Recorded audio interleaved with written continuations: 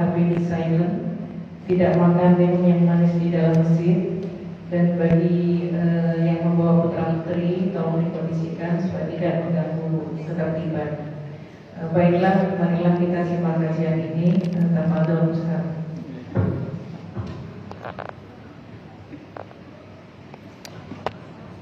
Assalamualaikum warahmatullahi wabarakatuh. Bismillahirrahmanirrahim. Alhamdulillahi rabbil alamin.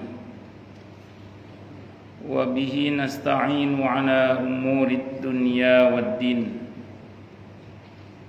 Wassalatu wassalamu ala ashrafil anbiya'i wal mursalin Sayyidina wa habibina wa syafi'ina wa qurrati a'yunina wa maulana Muhammadin wa ala alihi wa ashabihi wa dhurriyyatihi ajma'in, amma ba'du. Ashhadu an la ilaha illallah wa ashhadu anna Muhammadar Rasulullah wa ufawwidu amri ilallah. Innallaha basirun bil ibad. Hasbiyallahu la ilaha illa huwa alaihi tawakkaltu wa huwa rabbul arsyil azim. Qala Allah Ta'ala fi kitabihil karim hikayatan an nabiyillahi Musa alaihi salam. Rabbi syrah li sadri wa yassir li amri wahlul 'uqdatam min lisani yafqahu qawli. Para asatidah, para ibu-ibu sekalian, hafidhani wa hafidhakunallah, bil khusus segenap pengurus Majelis Ta'lim Hurun Ain, yang semoga pengurusnya dan jamaahnya selalu dalam naungan rahmat, barokah, perlindungan serta bimbingan Allah Subhanahu wa ta'ala. Amin, Allahumma amin, insyaallah.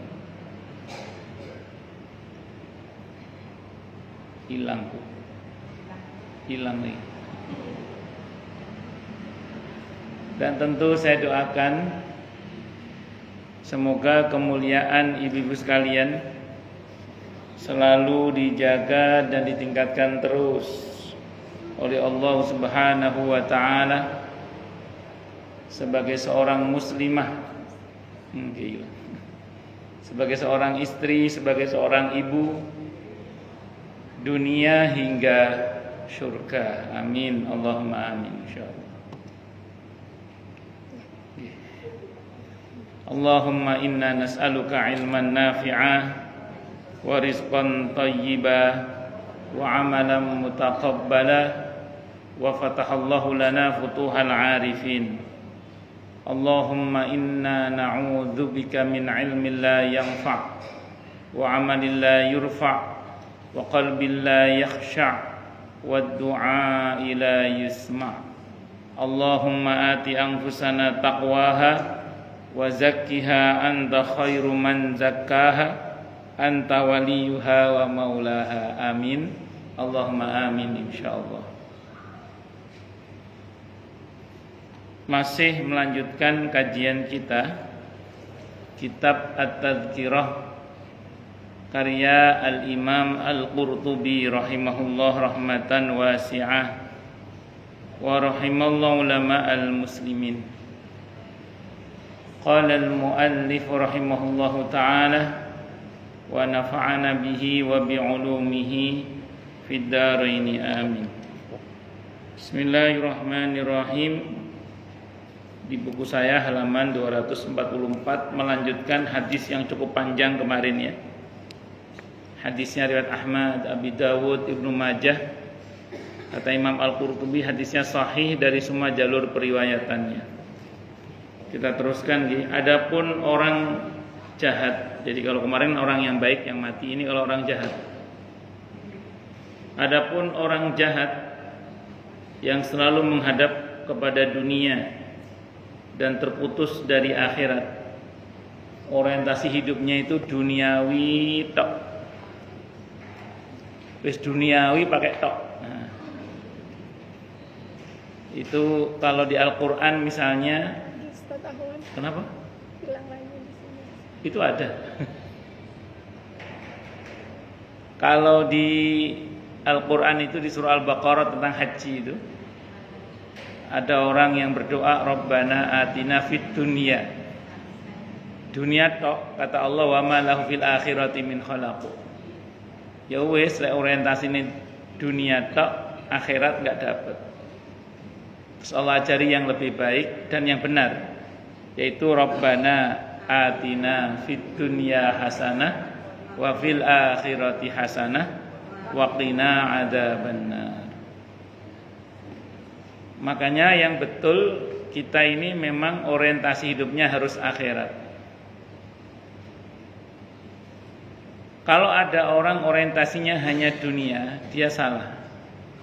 Karena dunia ini bukan tempat tinggal, tapi tempat meninggal. Kita ini bukan penduduk bumi. Kita ini penduduk akhirat yang masih tinggal di bumi. Makanya kalau orientasinya hanya duniawi ansih, itu pasti salah dan tersesat. Kenapa tersesat? Ya karena dia terjebak pada duniawi melupakan ukhrawi. Padahal perjalanan kita sedang menuju ke akhirat itu. Namun bukan berarti karena orientasi kita ukhrawi lantas mengabaikan duniawi. Tidak. Saya sering sampaikan di sini bahwa Islam itu tidak mengajarkan kepada kita untuk anti terhadap dunia. Karena tidak ada perjalanan menuju ke akhirat kecuali melalui dunia. Tapi yang salah adalah ketika kita dikuasai oleh dunia dan bukan menguasai dunia. Yang betul itu menguasai dunia dan bukan dikuasai oleh dunia. Makanya seorang muslim itu ketika dagang sekalipun orientasinya adalah bukan semata-mata untung rugi, tapi orientasinya adalah dunia akhirat. Ngaten nggih? Ketika kita mendidik anak-anak kita, itu orientasi kita jangan cuman duniawi, tapi harus juga ukhrawi. Monggo, saya sudah jinak kok, tenang aja. Mendekat juga boleh.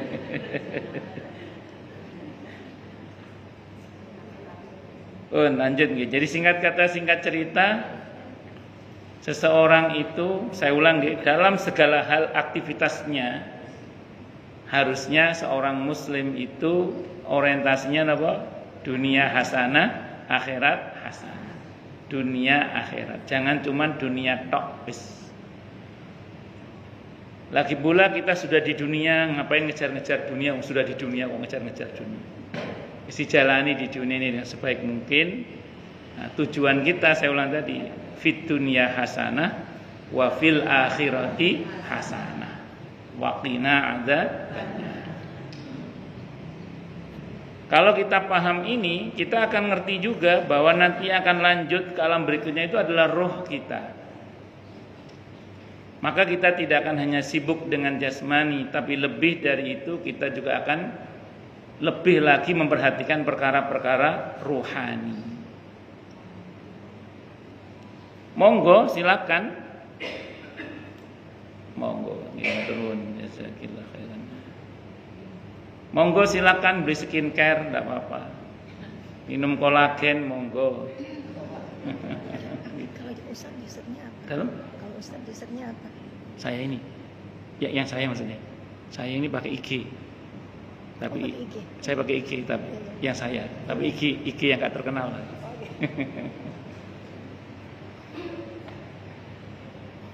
Jadi singkat kata singkat cerita, kita ini saya ulang sekali lagi, orientasinya harus dunia akhirat. Monggo silakan menjaga jasmani tapi terlebih rohani. Supaya berusaha tampil cuantik, monggo silakan. Pakai kof nih. Mandi lulur, mandi lumut, mandi sumur, mandi mas. Monggo silakan. Tapi jangan lupa mempercuantik rohani. Nggih. Dengan zikir, dengan kejujuran, dengan sifat amanah, dengan aneka kebaikan-kebaikan. Allahu Akbar. Pun, saya teruskan ini perjalanan rohnya orang jahat. Adapun orang jahat yang selalu menghadap kepada dunia dan terputus dari akhirat. Orang das ini dunia tok. Yang di kepalanya ada cuma apa, Bu? Duit itu. Mikirnya itu duit. Maka datanglah satu malaikat lalu duduk di dekat kepalanya.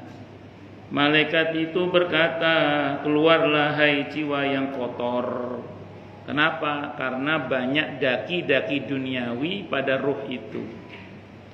Kemarin saya terangkan ya, bahwa kalau kita berbuat baik, malaikat mencium aroma wangi dari kebaikan kita itu. Kalau kita berbuat maksiat, maka malaikat akan mencium aroma busuk, pakai kof nggih, dari perbuatan maksiat itu. Sehingga malaikat rahmat itu menjauh sekian mil. Maka ketika dia mati, aroma ruhnya pun juga busuk. Kenapa? Karena seumur hidupnya atau dalam kehidupannya dia selalu bergelimang dosa. Karena orang kalau orientasinya duniawi mesti dosanya wakeh. Kalau orientasinya duniawi, karena dia pasti tidak akan memperhitungkan tentang halal haram. Dia tidak peduli apakah zalim atau tidak zalim pada orang lain. Yang penting sugih pokoknya ngono.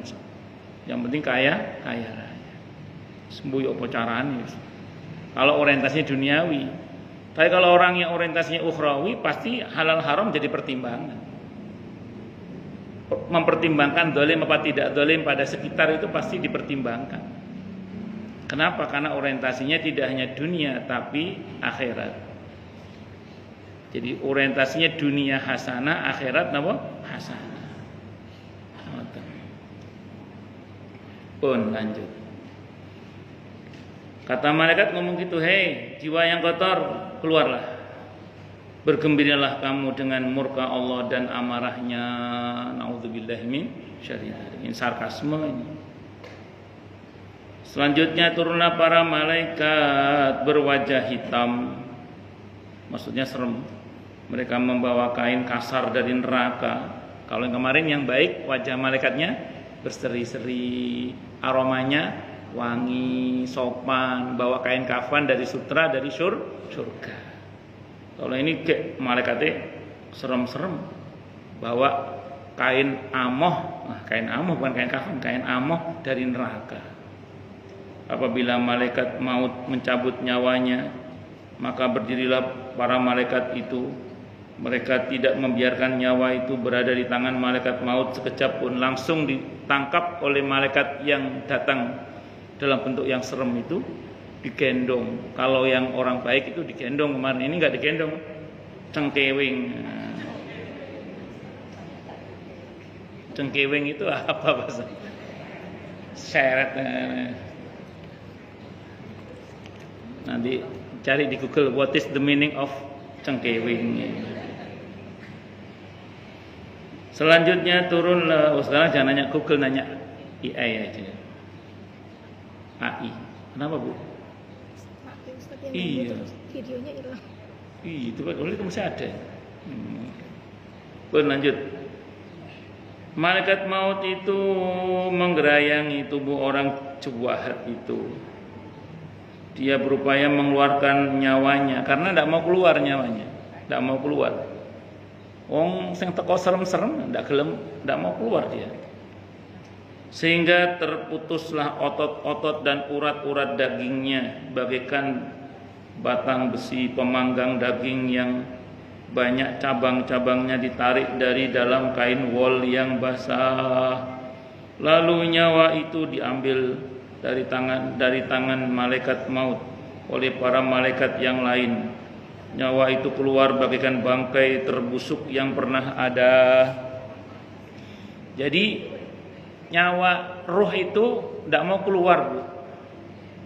Karena yang datangan malaikatnya serem-serem. Udah begitu pas sampai di kerongkongan yang dia lihat neraka. Tidak mau keluar itu roh itu. Bahkan kalau kita merujuk pada surah Al-Munafiqun ayat 10, itu negosiasi dia itu. Laula akhartani ila ajalin qarib fa asaddaqa wa akum minas solihin. Ya Allah, mbok ya kematian saya ditunda sebentar saja. Saya mau sedekah dan menjadi hamba-Mu yang soleh. Nangis, Bu. Negosiasi, pengen jangan mati dulu deh, saya mau sedekah dan menjadi hamba Allah yang soleh. Sebentar aja. Di ayat 11-nya surah Al-Munafiqun negosiasi ditolak. Negosiasi ditolak, akhirnya mau tidak mau harus mati. Karena ajal itu tidak akan dimundurkan walaupun cuma sesaat. Allahu Akbar. Nah, karena nggak mau keluar, oleh malaikat dipukul ruhnya, Bu. Karena nggak mau keluar, oleh malaikat dipukul ruhnya itu. Surah Muhammad ayat 27. Surah Muhammad itu surah ke-47 ayat 27. Surah Al-An'am ayat 93. Surah ke-6 ayat 93 itu dipukul sama malaikat karena nggak mau keluar. Dipukul, yang mukul malaikat yang melekat tuh, malaikat yang mukul. Na'udzubillahi min syarri dzalik, ya Allah. Semoga kita tidak termasuk yang ini ya. Amin insyaallah. Dan aroma rohnya itu busuk pakai banget. Na'udzubillahi min syarri dzalik. Kita bersyukur, Bu, kepada Allah, perbuatan dosa kita ini ditutup oleh Allah, tidak Allah tampakkan. Saya pernah baca, seingat saya penjelasan seorang tabi'in, ya, ada seorang tabi'i, ulama salaf lah, itu dawuh, andaikan dosa kita itu ditampakkan oleh Allah dalam bentuk bau badan, barangkali nggak ada orang yang mau dekat sama kita, karena saking baunya kita ini. Andaikan Allah tampakkan dosa itu dalam bentuk bisul, sekali berbuat dosa langsung bisulan, Bu. Misalnya tidak ada satu orang pun yang mau dekat dan melihat kita, saking banyaknya bisul di tubuh kita. Na'udzubillahi min syarri dzalik. Tapi sengaja Allah tutup semua itu, tinggal kitanya mau tobat apa tidak, mau istighfar minta ampun pada Allah atau tidak. Pun lanjut. Dan selanjutnya, tidaklah nyawa itu melewati suatu rombongan antara langit dan bumi, melainkan mereka bertanya, nyawa kotor siapa ini, kata malaikat. Kalau kemarin kan nyawa siapa ini kok wangi banget, yang kemarin yang orang baik, orang jahat ini, Bu. Malaikat itu padha ngomong, iki nyawane sapa, gak ampun buadek tenan ya. Allah. Rombongan para pengantar menjawab, ini fulan, dengan menyebut namanya yang terburuk, sebutan terburuknya. Kalau kemarin kan sebutan baik, oh ini ahli sholat, ahli sodako, ahli senyum, ahli taklim, ahli Quran, dan macam-macam. Kalau ini, oh ini tukang ghibah ini, oh ini tukang mengadu domba ini, oh ini tukang tukang ngutang gak tahu bayar ini. Pokoknya disebut yang buruk-buruknya. Na'udzubillahi min syarri dzalik. Sehingga sampailah mereka di langit terendah, tapi pintu tidak dibuka untuk nyawa busuk itu. Para penjaganya menyampaikan titah Tuhan, perintah Allah, kembalikan dia ke bumi, kata Allah. Sehingga aku telah berjanji, sesungguhnya aku telah berjanji kepada mereka, bahwa dari bumi itu aku telah menciptakan mereka, kepadanya kami kembalikan, dan darinya kelak akan kami bangkitkan mereka sekali lagi. Maka nyawa itu dilemparkan dari langit. Kalau kemarin roh yang baik diterima, Bu, ya, dibuka. Langit 1, langit 2, langit 3, langit 4, langit 5, langit 6, langit 7, tembus Sidratil Muntaha sampai Arsy. Nah, kemarin ya, berjumpa dengan Allah, terus Allah ampuni dia, Allah maafkan dia, terus kemudian dikembalikan ke bumi, lulus pertanyaan kubur atau bahkan sebagian bebas fitnah kubur. Lantas Allah berfirman, buka lorong tembus surga, sehingga jadilah kuburnya itu taman-taman surga yang kemarin yang baik. Yang jubahat ini, langit pertama sudah ditolak oleh Allah. Mohon rimo aku. Itu kalau di terjemahan yang lain atau di kitab yang pernah saya baca dalam kitab Ad-Da' wa Dawa, bahasanya gini, banting dia ke bumi. Kembalikan ke bumi itu terjemahan dari bahasa Arab yang aslinya itu banting dia ke bumi. Banting ke bumi. Meletet. Bu, hilang lagi, Bu. Bu, hilang lagi. Itu beda ya, wes. Oh, gitu ya. Apa ada suaranya? Ada suaranya? Oh, iya, enggak apa-apa. Wajah enggak penting, yang penting suaranya. Enggak apa-apa. Santai. Tapi ada suaranya ya. Anggap dengerin radio ini. Wes, singkat kata singkat cerita, kalau yang ini dibuanting ke bumi, Bu. Terus dia yang meletet, dibanting ke bumi. Terus dia harus menjalani proses barzah. Ditanya oleh malaikat, tidak bisa jawab. Tidak bisa jawab, maka kemudian Allah berfirman dalam hadis qudsi itu, buka lorong tembus neraka. Maka jadilah kuburnya itu akamakal seperti jurang-jurang neraka. Na'udzubillahi min syarri dzalik. Allah, semoga Allah selamatkan kita dari fitnah kubur dan azab kubur. Amin. Allahumma amin. Insyaallah.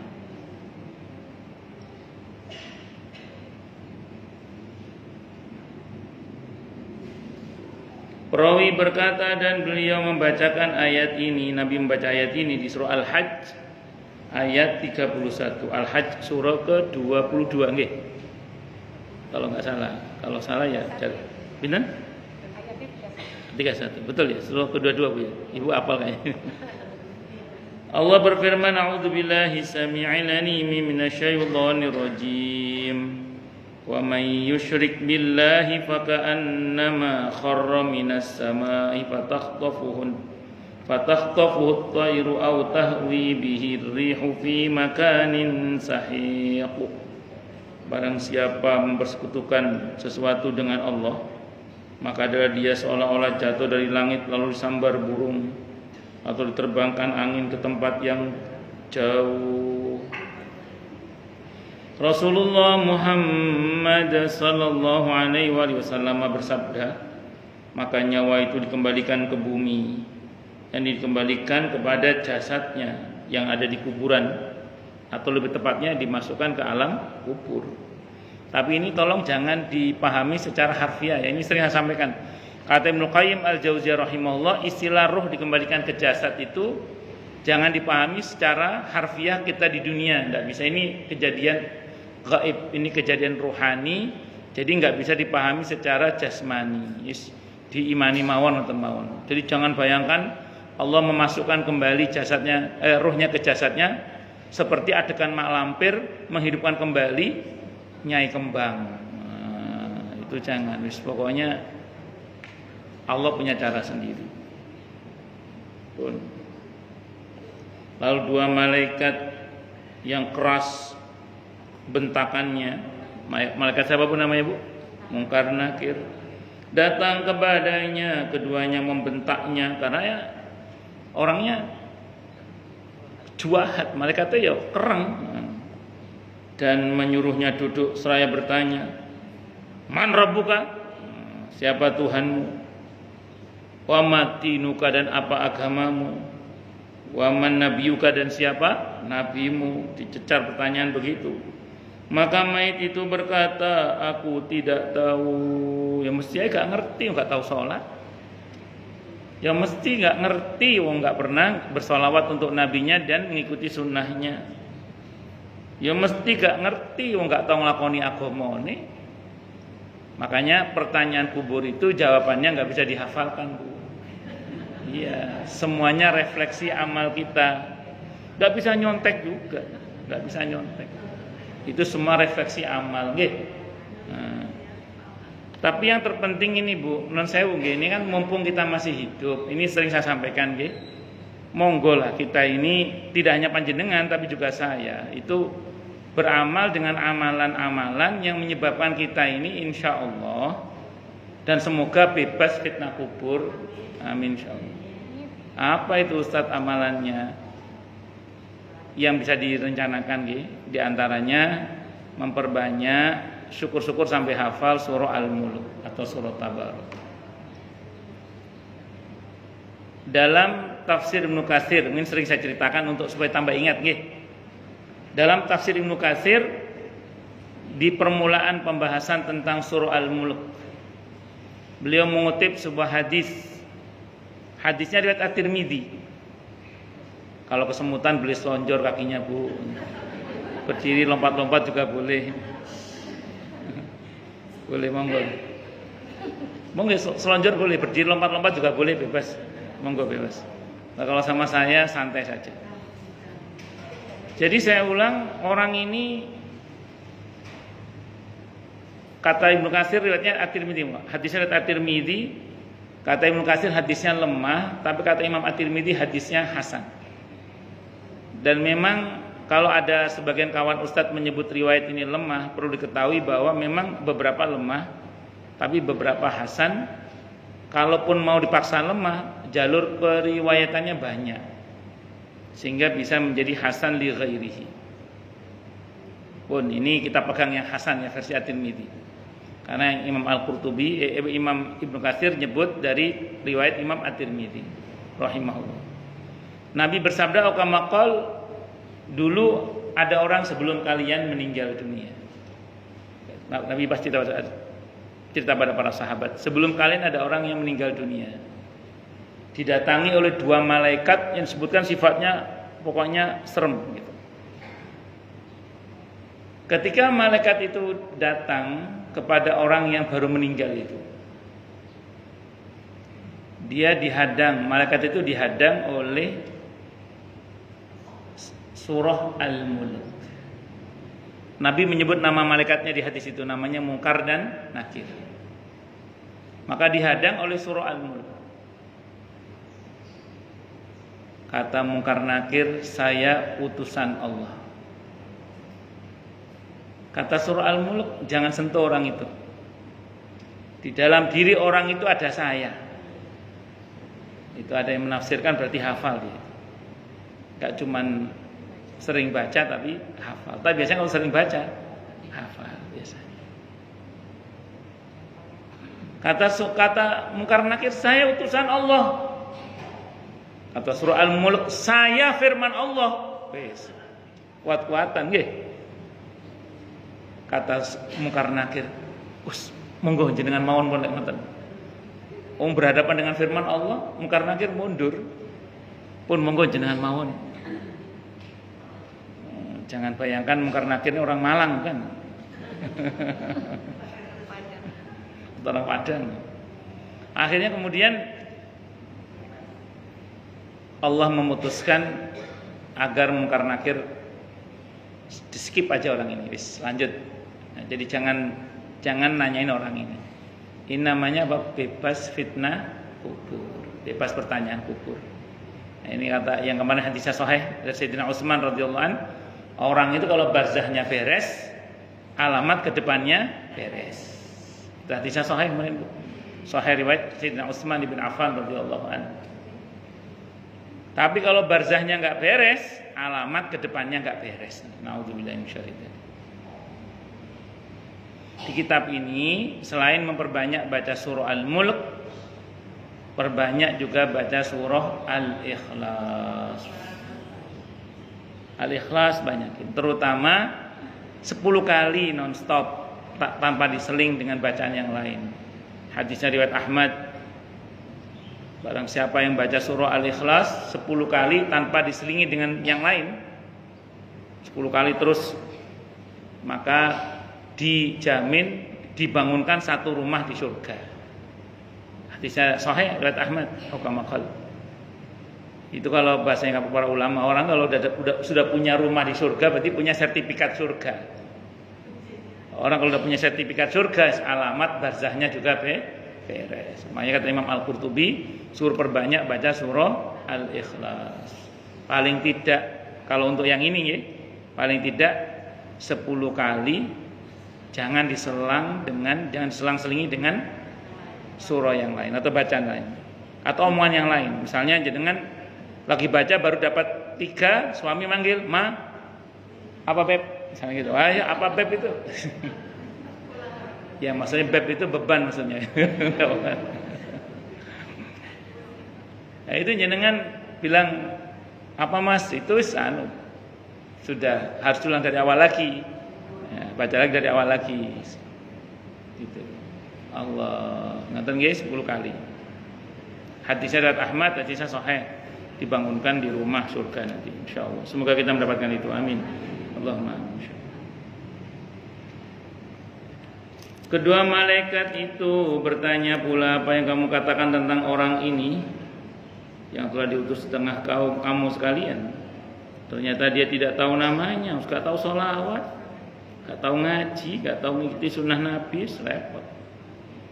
Sehingga didiktekan sampai didiktekan gak iso jawab. Iki Muhammad cung, Nabi Muhammad maksudnya.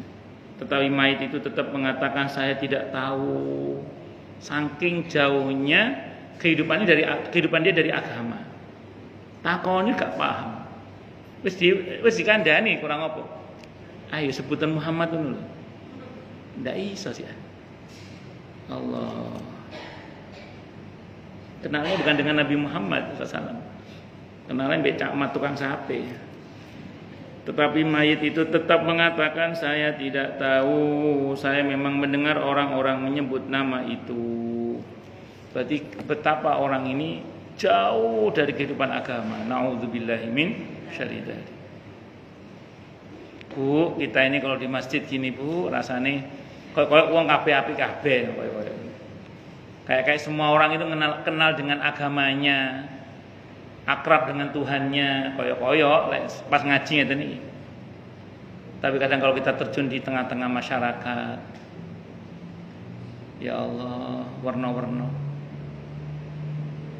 Saya kadang saya nggak bisa ngomong apa-apa selain mendoakan. Allah, kadang orang beli minuman keras, sebagian mungkin berbuat sesuatu yang enggak benar dalam agama ini, mau macam-macam. Ya sing gak sholat barang, ya yang judi, semua macam-macam. Allahu Akbar. Kalau pas ngaji gini kayak kabeh, kayak yang kaum beragama itu banyak banget. Tapi begitu kita terjun di masyarakat, kadang campur aduk gak karu-karuan. Ternyata kalaupun yang sholat banyak, bisa jadi yang tidak sholat lebih banyak. Kalau datang ke satu kajian, kata wakes yang tekon. Ternyata kalau kita hitung-hitung yang nggak ngaji masih lebih banyak lagi ternyata. Berarti PR kita ini juga masih banyak. Makanya kita ini terus doakan orang-orang yang mungkin belum tergerak hatinya untuk ke masjid, untuk hadir di majelis, kita doakan nggih. Semoga Allah berikan hidayah pada mereka sehingga lahir batinnya digerakkan oleh Allah untuk mau dan mampu memakmurkan masjid, memakmurkan majelis-majelis ilmu dan mengamalkannya dalam kehidupan sehari-harinya. Mudah-mudahan nggih, amin insyaallah. Maka dikatakanlah kepadanya, kamu tidak tahu. Ini karo saja. Dan kuburnya pun dihimpitkan terhadapnya sehingga berantakanlah tulang belulangnya. Adapun amalnya diwujudkan dalam bentuk seseorang yang buruk mukanya. Kemarin nama malaikatnya malaikat Ruman ya. Malaikat yang Allah ciptakan dari amal seseorang. Kalau amalnya baik, malaikatnya bentuknya baik, sopan, lembut, wangi. Sehingga malaikat ini memperkenalkan diri kepada orang itu. Kata orang itu pas ucap salam, Assalamualaikum, Waalaikumsalam. Kamu siapa? Kamu kok bagus banget. Saya adalah amal kamu. Kamu yang sering baca Al-Quran itu loh. Kamu yang sering baca istighfar. Kamu yang sering sedekah, kamu yang sering ngaji. Maka aroma wangi amalnya itu membentuk malaikat yang rupawan. Tapi kalau orang yang jahat, ya bentuk malaikatnya sesuai dengan amalnya. Bentuknya yo serem, ambune gak enak, ngomongnya sengak, wis gak pakai permisi. Dan itu menemani dia sampai hari kiamat. Nauzubillahi minasyaitonir rajim. Semoga untuk kita yang baik-baik ya. Amin. Allahumma amin.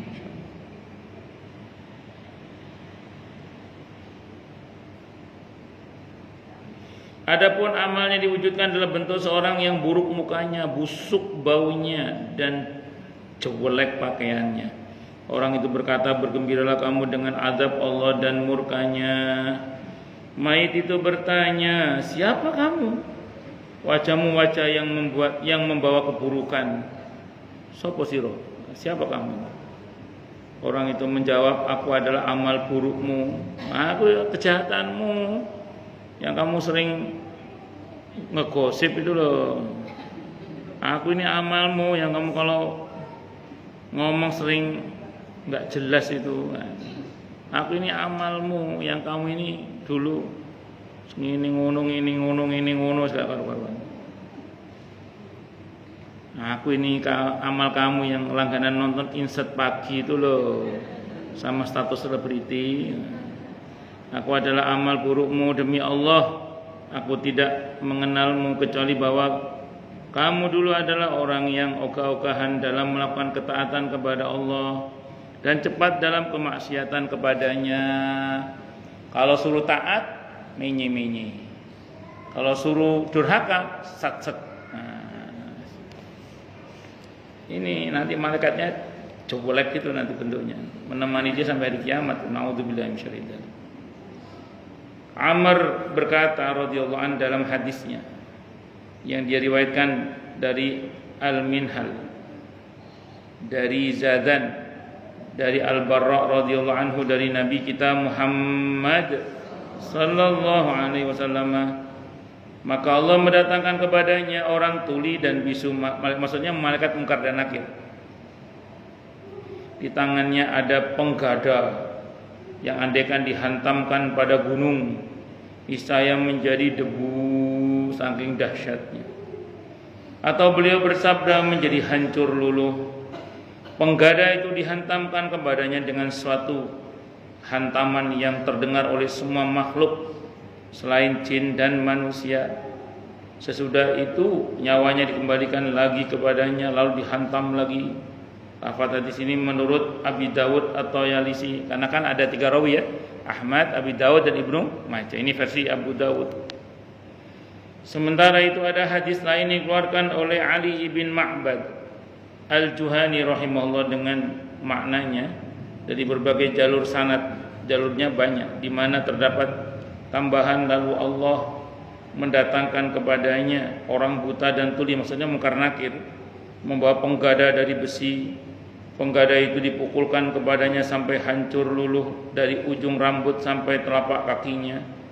Kemudian dia dikembalikan lagi lalu dipikulkan lagi sampai hancur luluh dari ujung rambut sampai telapak kaki. Na'udzubillahi min syarri dzalik. Tapi ada hal yang menarik dalam riwayat yang lain. Ketika malaikat mau mukul orang itu enggak jadi. Ada kejadian begitu nanti di barzah. Kata orang itu, kenapa enggak jadi mukul saya? Kata malaikat, saya mau pukul kamu. Gimana saya mau pukul kamu? Anak kamu di bumi mendoakan kamu terus. Masya Allah. Itu hanya anak-anak yang soleh. Masya Allah. Kalau dalam hadis yang lain, hadisnya Sahih riwayat At-Tirmidzi, hadis qudsi, hadisnya Sahih riwayat At-Tirmidzi. Ada seorang tua, dalam hadis seorang tua sedang meninggal dunia. Saat meninggal dunia itu yang bersangkutan kuburnya awalnya sempit. Jadi kuburnya awalnya apa?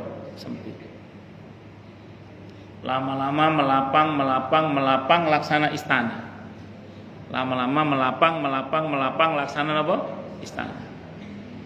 Orang ini bertanya, ya Allah, tadinya kubur saya ini sempit, kok sekarang jadi lapang, bahkan laksana istana tadi. Apa jawaban Allah dalam hadis qudsi itu? Hadis At-Tirmidzi, hadis sahih. Ini karena istighfar anak-anakmu yang soleh. Mungkin saat itu pas bapak ibunya mati, anaknya masih kecil, masih belum ngerti. Begitu besar ngerti, mendoakan, makanya kuburnya jadi lapang, jangan tadi sempit jadi lapang. Atau memang anaknya belum ngerti agama, atau dia masih namanya juga masih anak muda, mungkin mancing misalnya. Tapi tidak apa-apa, asal mancingnya ingat sholat tidak apa-apa. Ya misalnya kan namanya anak muda, tapi yang bersangkutan ini rajin mendoakan ibunya, rajin mendoakan orang tuanya, maka kubur orang tua itu melapang. Itu seperti itu. Lo jangan salah loh Bu, ada seorang ustadz itu hobinya mancing. Itu sekali mancing itu sambil murojaah hafalannya. Ada begitu. Ya paling tidak kata beliau, saya itu paling enggak ya wis baca surah apa gitu selama mancing. Tidak pernah boncos, pokoknya oleh terus. Jadi jangan salah paham pada orang yang mancing. Karena beberapa orang mancing kadang sambil murojaah hafalan Qur'annya. Di samping ada yang untuk menghindari omelan istri. Itu juga. Walaupun mulai tanpa diomeli, kecuali bawa ikan banyak buat laut. Gede-gede. Oh lanjut sampai mana tadi Bu? Oh iya sampai mancing. Nah, dari itu tadi dikatakan orang tadinya kuburnya sempit menjadi lapang karena berkat doa anak. Makanya penting Bu kita mendidik anak-anak kita. Terus kita sebagai anak juga mendoakan orang tua kita. Itu jangan sampai tinggal gitu. Itu baik anak kandung maupun anak orang Bu. Anak orang maksudnya apa? Anak didik, anak asuh, anak angkat, keponakan-keponakan yang kita sudah anggap kayak anak sendiri. Itu karena dalam hadis Sahih Muslim Nabi menyebut kata walad, bukan ibnun. Kalau ibnun anak biologis. Kalau walad bisa anak biologis, bisa anak ideologis, asal seiman. Asal seiman. Pernah ada tokoh nasional itu dia nggak punya anak, dia ngomong, saya pas nonton di YouTube atau di mana dia ngomong gini, ya saya bersyukur pada Allah karena saya nggak punya anak, anak saya jadi banyak katanya. Ya jadi karena saya nggak punya anak biologis, tapi akhirnya anak saya malah banyak.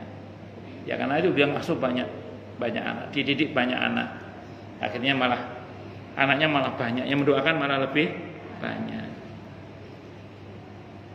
Pun lanjut. Allahu Akbar. Pada salah satu jalur sanad yang digunakan Al-Juhani rahimahullah, dia menambahkan pada kata-kata penggadau dari besi. Andaikan jin dan manusia berhimpun, maka mereka takkan mampu mengangkatnya. Penggada itu dihantamkan kepada mayit itu dengan suatu hantaman yang membuatnya jadi debu. Kemudian nyawanya dikembalikan lagi kepadanya. Lalu dihantam lagi dengannya satu kali hantaman yang terdengar oleh semua makhluk di muka bumi selain jin dan manusia. Kemudian dititahkan hamparkan untuknya 2 papan dari api dan buka untuknya satu pintu ke arah neraka.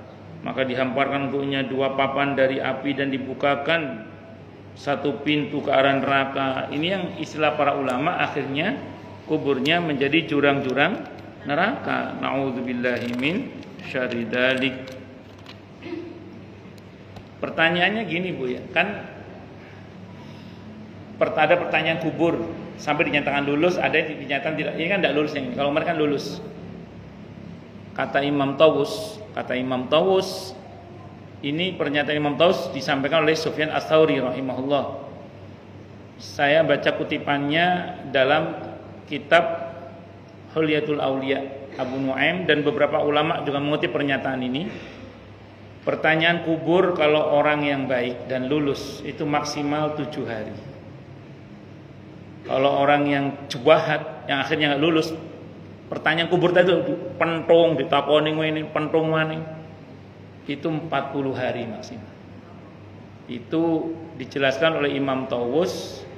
Imam Tawus menceritakan akidah para sahabat, dikutip oleh Imam Sufyan Ats-Tsauri, dikutip oleh banyak para ulama, diantaranya adalah Abu Nuaim dalam kitab Hulyatul Aulia. Jadi Imam Tawus ini seorang tabi'in, Bu, itu menceritakan tentang akidah para sahabat. Jadi kalau lulus maksimal pertanyaannya itu 7 hari maksimal, itu bisa jadi nggak sampai segitu. Kalau orang yang jahat yang nggak lulus maksimal pertanyaannya 40 hari. Itu seperti itu. Makanya kalau ada keluarga baru meninggal, di waktu-waktu itu dimaksimalkan mendoakannya. Semoga lulus, itu aja. Doakan. Karena penting mendoakan orang yang sudah meninggal itu, karena mereka sudah tidak bisa lagi berdoa untuk diri mereka sendiri. Tapi bukan berarti terus kita mendoakan orang tua nunggu mati dulu, jangan. Karena ada anak muda itu gitu. Saya pas ceramah takziah, habis ceramah takziah itu saya terangkan tentang pentingnya mendoakan orang tua itu, termasuk masih hidup. Kata anak muda di samping saya itu nyeletuk, saya pikir mendoakan mama papa itu nunggu meninggal dulu, Ustaz. Lebih ya iki. Ya ora to lele. Dari masih hidup pun kita doakan, hanya saat meninggal lebih lagi. Kenapa? Karena kalau masih hidup masih bisa berdoa untuk diri sendiri kan. Tapi kalau sudah wafat tidak bisa. Harus didoakan karena sudah tidak bisa lagi berdoa untuk dirinya sendiri. Kalau masih hidup, orang tua masih bisa pesan surga sendiri. Tapi kalau sudah meninggal tidak bisa pesan lagi. Kenapa? Karena surga itu bisanya hanya dipesan di dunia ini. Surga itu hanya bisa dipesan di dunia ini. Kalau sudah meninggal, nggak bisa lagi pesan surga, kecuali dipesankan. Maksud dipesankan gimana? Anaknya mendoakan, itu anaknya sedekah atas nama orang tuanya, syukur orang tuanya dihajikan kalau belum haji, diumrohkan kalau belum umroh, ya sudah meninggal. Tapi kalau orang tua masih hidup masih bisa minta sendiri. Nah, diingat-ingat nggih, surga itu hanya bisa dipesan di dunia. Kalau sudah mati nggak bisa lagi pesan surga, bisanya dipesankan. Itu pun kalau ada yang mesenin, kalau nggak ada repot. Nggih. Itu seperti itu. Pun lanjut. Dia tambahkan pula kata-kata dan terputus dari akhirat, maka turunlah malaikat yang kasar dan keras. Mereka membawa ramuan dari api dan pakaian dari pelangkir ter. Ter itu napa namine? Aspal yang dipanaskan itu. Mereka kenakan kepadanya pakaian itu, lalu nyawanya dicabut seperti cabutnya batang besi pemanggang daging yang banyak cabangnya dari kain wol yang basah, sehingga otot-ototnya terputus, dan begitu nyawanya keluar maka semua malaikat di langit maupun di bumi mengutuknya. Kenapa? Karena aromanya yang busuk. Nauzubillahi minasyarri dzalik. Allah. Ini hadisnya sahih. Dan menurut riwayat Abu Abdullah Al-Husain Ibn Harb, sahabat Ibnu Mubarak rahimahullah, dalam kitabnya Ar-Raqaiq dengan sanadnya dari Abdullah ibn Amr ibn Al-As radhiyallahu anhuma, bahwa dia pernah berkata, apabila seseorang terbunuh di jalan Allah, maka tetesan darahnya yang pertama-tama menetes di tanah menghapus semua dosa-dosanya. Kemudian Allah Azza wa Jalla mengirim mantel dari surga, maka digenggamnya nyawa pahlawan syahid itu dalam mantel tersebut, dan dikirim pula gambar salah satu dari surga. Maka nyawanya naik ke dalam gambar itu. Lalu naiklah dia bersama para malaikat seakan-akan dia termasuk rombongan mereka. Sementara itu para malaikat di segala penjuru langit berkata, telah datang dari bumi satu roh yang baik dan jiwa yang baik. Para syuhada, orang-orang yang mati syahid di jalan Allah, mereka kan tidak mati kalau kata Al-Quran. Mereka hidup. Mereka tidak mati, mereka hidup. Dan pada saat roh itu disambut oleh malaikat, itu sambut dengan sambutan yang luar biasa, dengan aneka wewangian yang luar biasa, dibawa naik ke atas langit dengan sambutan yang juga sangat luar biasa. Bahkan roh itu seperti rombongan malaikat karena saking bercahayanya. Ini orang-orang yang mati syahid. Maka saudara kita di Palestina yang dizalimi oleh bangsa monyet itu semoga Allah jaga mereka semua, amin Allahumma. Allah menangkan mereka semua, amin Allahumma. Sehingga kita dimudahkan oleh Allah untuk sholat di Masjidil Aqsa dengan mudah, dengan mulia, dengan bahagia, dengan tanpa susah payah. Amin Allahumma insyaallah. Nah, itu mereka yang gugur dalam konflik, dalam perang, dalam penjajahan di sana itu setelahnya jauh lebih bahagia. Apa yang tampak di permukaan hari ini memang menjadikan bagi kita, tapi sesungguhnya bagi para syuhada itu justru itu sangat membahagiakan. Jadi apa yang kita lihat kita peduli memang, tapi hal yang menghibur adalah dibalik apa yang terjadi pada mereka itu, sungguh para syuhada itu mereka saat ini jauh lebih bahagia dibandingkan dengan yang mati biasa-biasa. Itu seperti itu. Allah Akbar.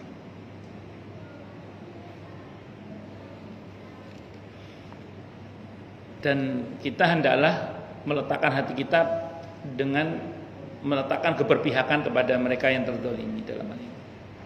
Karena saat rahmat turun pada mereka, mudah-mudahan kita termasuk yang dirahmati. Gitu. Tapi kalau kita memihak kepada Yahudi pesek atau kaum monyet itu, ngerinya pas laknat turun, naudzubillah, yang memihak itu ikut terlaknat. Naudzubillah min syarri dzalik. Berusahalah dalam hati paling tidak kita berpihak kepada yang benar, terutama dalam yang benar dan terzalimi dalam hati. Hati-hati nggih dalam keberpihakan. Kadang wong kayak nonton di medsos itu ngomong kayak pokok mangap saenake dhewe. Dan yo gak takut ketika dia misalnya mencela kaum orang-orang yang dizalimi itu dan seenaknya berpihak kepada penjajah itu. Nauzubillahi minasyarri dzalik. Semoga Allah jaga hati kita dalam iman dan Islam yang benar dan selalu berpihak kepada yang benar. Amin Allahumma insyaallah. Nyawa itu tidak melewati satu pintu langit kecuali dibukakan baginya, dan tidak melewati satu malaikat melainkan dia memintakan ampunan dan mendoakannya serta mengantarkannya sehingga sampailah di hadirat Allah yang maha pengasih. Jadi kalau roh itu baik, malaikat nyambut dengan baik, bahkan didoakan oleh para malaikat. Kalau yang mendoakan malaikat kira-kira diterima apa diterima? Diterima oleh Allah. Ya Allah, ya Tuhan kami, inilah hamba-Mu, Kau telah mewafatkannya di jalan-Mu. Nyawa itu bersujud mendahului para malaikat. Kemudian malaikat-malaikat pun bersujud sesudahnya. Maka dia disucikan dan diampuni oleh Allah, lalu diperintahkan agar mengantarnya pergi ke tempat para syuhada yang lain. Dia dapati mereka berada dalam kubah-kubah dari sutra di taman yang hijau. Di sisi mereka ada ikan besar dan lembu. Ikan itu berenang di dalam sungai-sungai surga, memakan segala tumbuhan wangi di sungai-sungai surga itu. Jika hari telah senja, maka lembu menikam ikan itu dengan tanduknya dan menyembelihnya. Lalu mereka memakan dagingnya. Mereka mendapatkan pada daging itu rasa dari semua jenis tumbuhan yang di surga, tumbuhan wangi di surga. Adapun lembu itu menginap di halaman surga di pagi hari. Datanglah ikan seperti tadi, maka dia menanduknya dan menyembelihnya. Lalu para syuhada itu memakan dagingnya pula dan mendapatkan padanya rasa dari semua tumbuhan wangi di surga. Lalu mereka, ini kok makan tumbuhan, jangan-jangan ikan gurami. Pulang seraya, ya kan bisa aja di surga ada gurami ya. Nah, pulang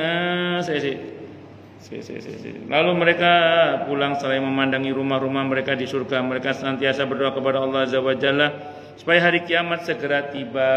Jadi orang-orang yang mati syahid itu di surga mereka apa Bu? Hidup, mendapatkan fasilitas. Termasuk fasilitas makan. Itu, fasilitas makan termasuk. Semoga kita diwafakkan oleh Allah dalam keadaan syahid di jalan Allah. Amin. Hadisnya Sahih Muslim, barang siapa yang minta kepada Allah dengan sungguh-sungguh mati syahid, maka Allah akan berikan kepadanya kedudukan orang yang mati syahid walaupun dia mati di atas ranjangnya. Nah, ibu-ibu kalau berdoa sama Allah, ya Allah, hamba mohon husnul khotimah, teruskan tidak apa-apa itu. Karena semua kita berharap mati husnul khotimah, tapi ditambah nih husnul khotimah syahid di jalan Allah. Jadi mohon pada Allah mati syahid Bu. Nah, hadisnya Sahih Muslim, kalau kita minta kepada Allah mati syahid dengan sungguh-sungguh, Allah akan berikan kepada kita kedudukan orang yang mati syahid, termasuk sebagaimana di surah Ali Imran ayat 169 itu. Imam Al-Qurtubi saat membahas surah Ali Imran ayat 169, 170, 171 itu Bu. Beliau ngutip hadis Sahih Muslim itu. Kata beliau apa? Untuk mendapatkan kedudukan orang yang mati syahid itu kita nggak harus perang, tapi bisa diantaranya dengan berdoa kepada Allah minta mati syahid. Barang siapa yang minta kepada Allah, hadis Sahih Muslim aukamakal, barang siapa yang minta kepada Allah dengan sungguh-sungguh mati syahid, maka Allah akan berikan kepadanya kedudukan orang yang mati syahid walaupun dia mati di atas ranjangnya. Karena ada ulama yang mengatakan kebanyakan syuhada umat ini matinya di atas ranjangnya.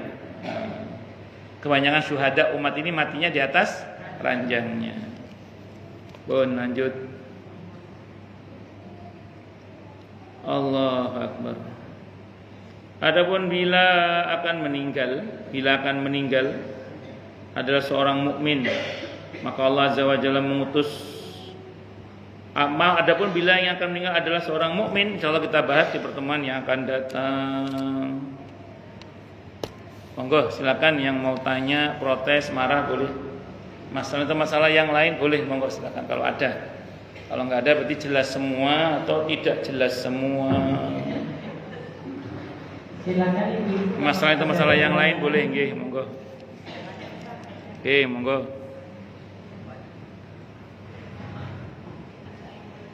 Ustaz tanya. Oke, monggo. Tadi kita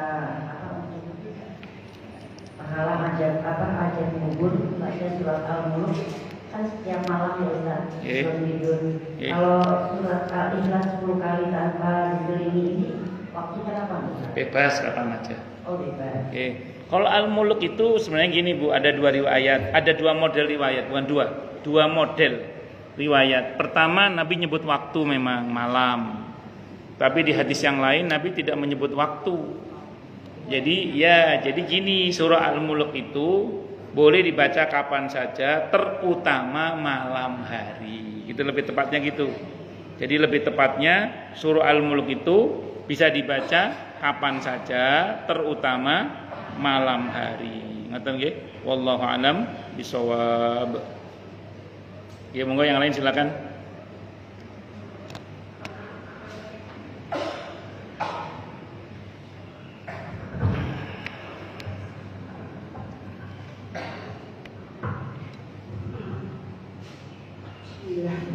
Kalau izin minum nggih nan sewu yang puasa non sewu. Nggih monggo. Tangan kanan. Ya, bismillah Ustaz. Saya mau tanya apa bedanya Palestina dengan Iran saat ini Ustaz? Kalau Palestina kan mereka diusir dari orang-orang Israel ya, sedangkan Iran itu beda gitu. Bagi penduduk Iran itu yang meninggal itu termasuk syahid atau bukan? Ya, terima kasih. Nggih, sami-sami. Saya ndak ngerti geopolitik internasional saya. Ya, tapi yang pasti kasusnya pasti beda, Bu. Kalau Iran kan sampai sekarang kan dia masih negara yang berdaulat. Kalau Palestina kan memang terjajah. Jadi mereka itu dijajah memang. Nah, beda dengan Iran yang notabene negara berdaulat. Saya nggak bisa ngomong lebih jauh selain dari yang ngomong ini harusnya orang yang ngerti geopolitik internasional. Kita susah lah untuk bisa menjelaskan sekolah pribadi ya. Jadi apakah statusnya sama apa tidak, wallahu a'lam, saya kurang tahu. Jadi saya nggak bisa